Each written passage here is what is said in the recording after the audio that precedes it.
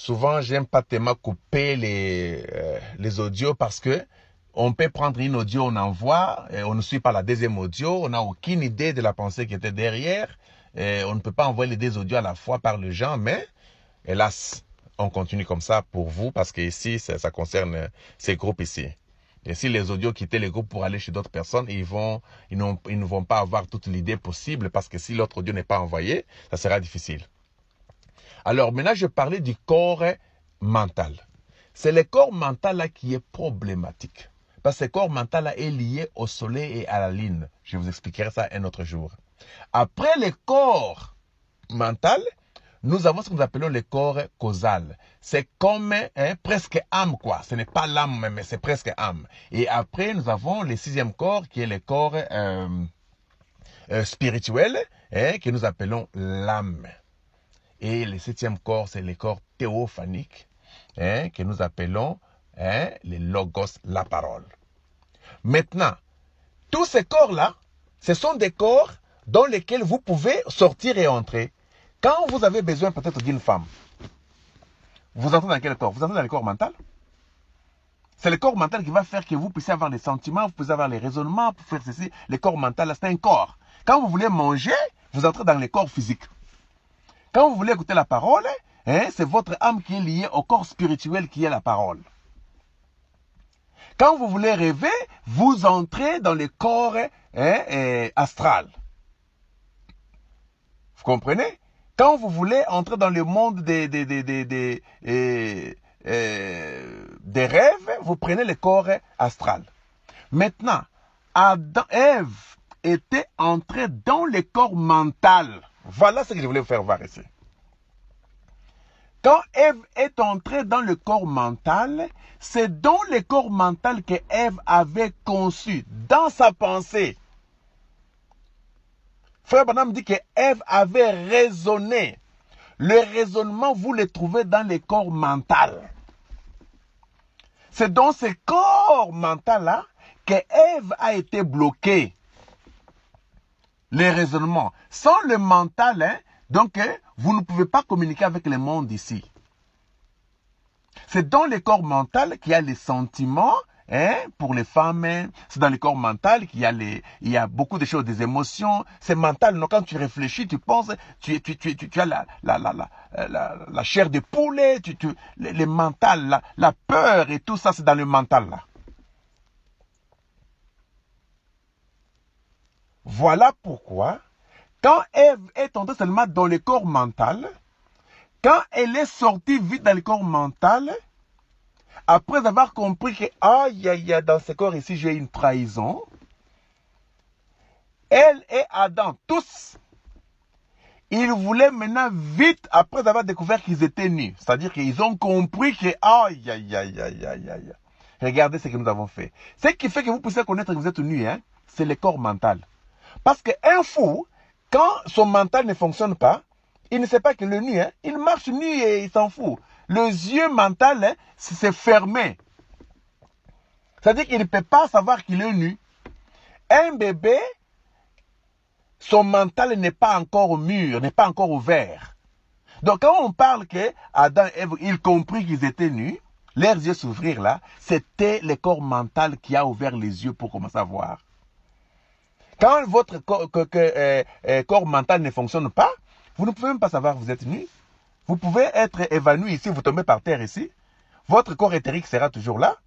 Votre corps astral sera toujours là. Mais votre corps mental, quand vous tombez, vous tapez votre terre par terre, votre corps mental est troublé. Même si vous êtes nu, on vous enlève les habits, on vous change tout ça, vous êtes dans les comas, vous ne savez pas parce que votre corps mental est malade. Donc, quand ils sont sortis maintenant dans le corps mental, vite pour aller entrer maintenant dans les corps spirituels, qui était la colombe des fées, qui était la théophanie, c'est ça les livres, c'était ça l'arbre de la vie. Quand Dieu dit qu'empêchons-les de manger de l'arbre de la vie, de peur qu'ils ne mangent et vivent éternellement avec le péché, c'est-à-dire quoi? Ils devaient venir avec leur âme qui était déjà dans une chambre interdite.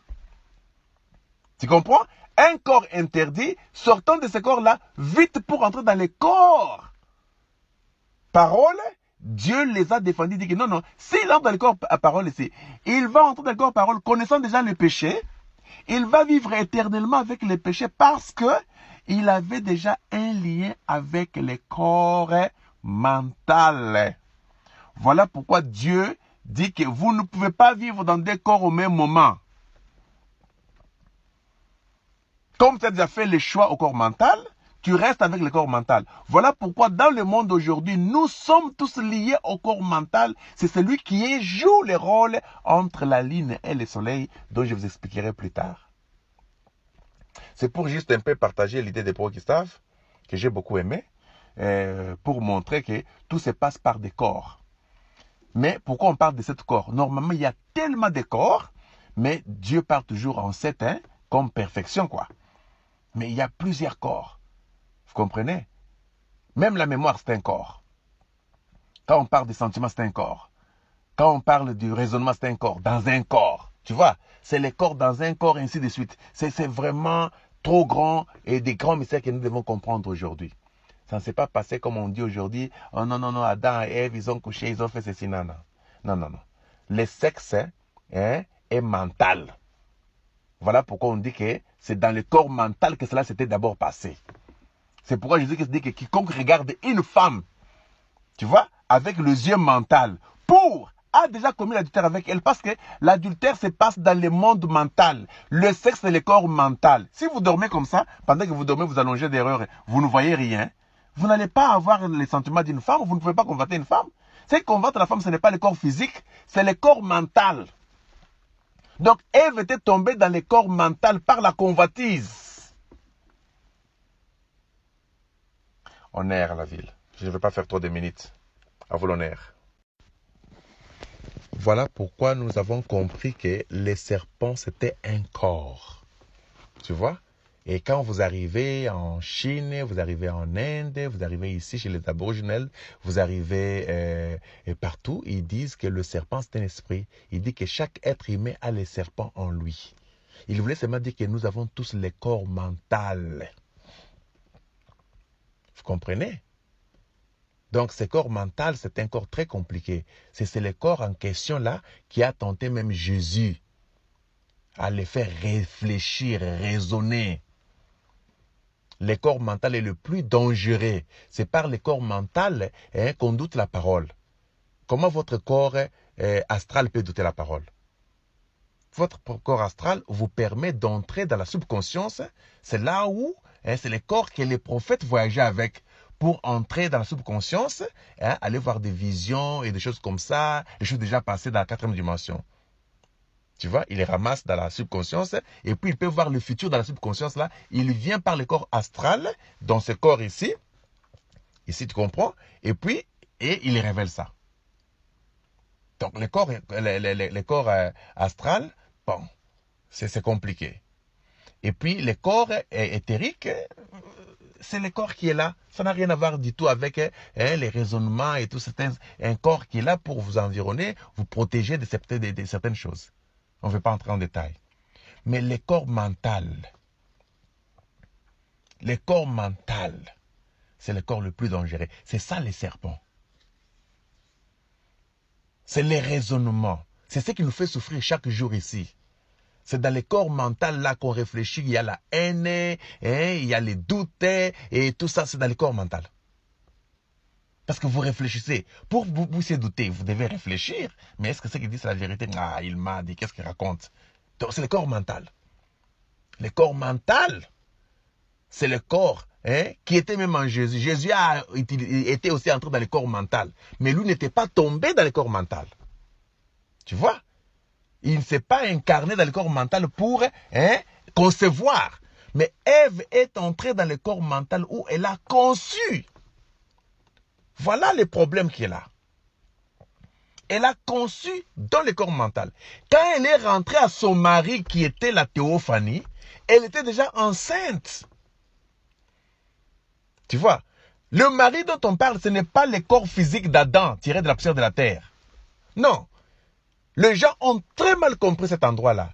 Quand Frère Branham dit que quand elle est rentrée chez son mari, Adam, elle était déjà enceinte, ce n'était pas le mari physique. Parce que Ève n'était pas enceinte physiquement. Son mari, c'était déjà. D'abord, le mari de l'âme, c'était la théophanie. Donc, quand elle voulait rentrer à son mari, la théophanie, la parole révélée, quand Frère Branham prêche dans la trompette, il dit que la parole révélée est votre mari. Vous comprenez? Voilà, vous devez comprendre ces choses là-bas. Vous devez jouer avec le puzzle.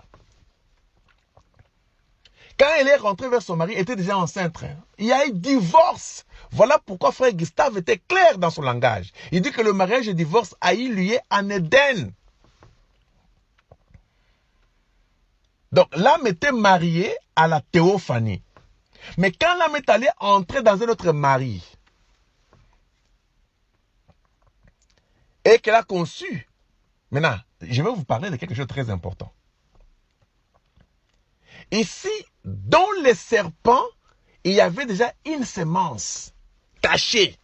C'était déjà Lucifer qui s'était déjà incarné dans cette chambre-là. C'est là où s'est passé quelque chose. Quand Ève est entrée dans les raisonnements, elle est entrée dans la chambre qui était le corps mental. Dans le corps mental, c'est là où se trouvait Satan. C'est comme ça qu'elle a conçu du diable par la femme en question, qui était le corps mental. Le corps mental peut concevoir. C'est un grand mystère que nous devons comprendre là. Voilà pourquoi quand Ève a quitté le corps mental, elle avait déjà conçu du diable. Et Dieu l'a interdit d'entrer maintenant dans le corps, parce qu'elle ne pouvait pas aller coucher maintenant avec... l'âme ne pouvait plus entrer dans la théophanie. Tu comprends? Parce que l'âme était déjà affectée. Tombée dans le péché. Donc quand on dit qu'elle va conçu dans sa pensée, ce n'est pas conçu comme les femmes ici dans la chair conçoivent. Non, non, non, non, non. C'est différent. Cette conception-là, elle est différente de la conception de la grossesse ici. C'est une conception, c'est une grossesse, mais elle n'est pas une grossesse comme la grossesse physique. Enlevez d'abord cette compréhension-là et vous comprendrez les choses très claires. Je suis déjà dans 6e minute. Je suis obligé de couper. Honneur à vous, bro. Et honneur, bro. Je suis vraiment content de ta question. Quand j'ai répondu à bro Child Mystery que il doit se rappeler que la colombe n'a pas de billes. Tu vois, Frère Branham dit que la colombe, c'est un oiseau, le plus humble de tous les oiseaux, le plus pur de tous les oiseaux. Parce que la colombe, pour commencer, l'huile que la colombe se lave avec vient d'elle-même. Tu vois?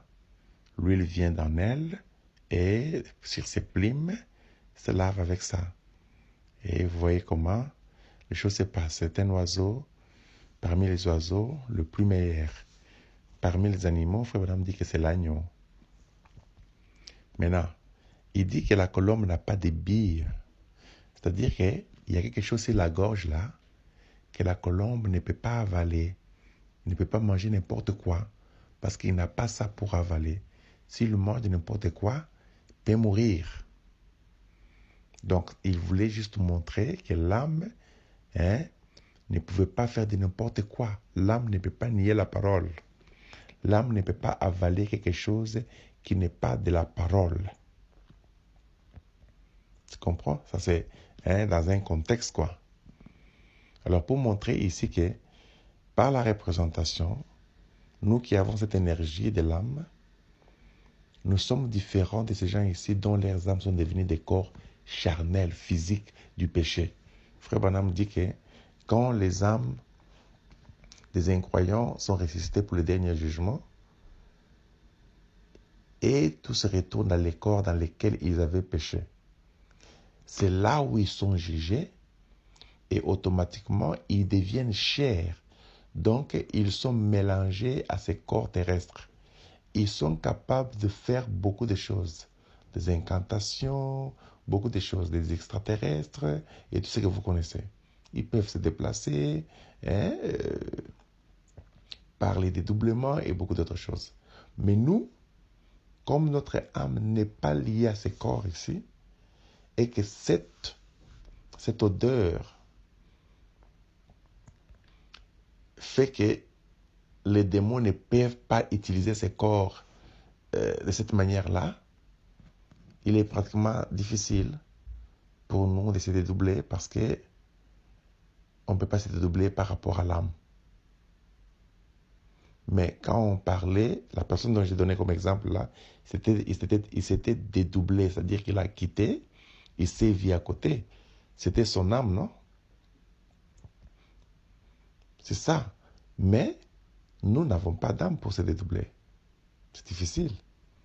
Mais quand à votre corps qui rêve,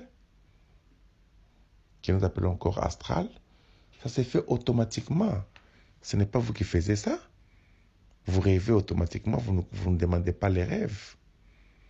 Votre corps éthérique est là. Tout le monde a ça. Même les animaux. Tu vois, votre corps mental, c'est le raisonnement, non? Quand vous restez sur votre chaise, vous commencez à réfléchir. Donc, vous quittez le domaine du corps physique ou de votre corps astral ou de votre corps éthérique. Vous entrez dans votre corps mental. Ça, c'est tout le monde qui le fait. Tu vois, c'est automatique. Mais le dédoublement dont nous parlons, qui est difficile pour nous, c'est le dédoublement de l'âme, non? Si vous dédoublez aujourd'hui, donc vous allez découvrir seulement que vous n'avez jamais été enlevé. Donc vous n'avez jamais été dans l'éternité, vous êtes ici. Donc je ne pense pas que le dédoublement pour nous est possible, même si vous voulez le faire. Honneur.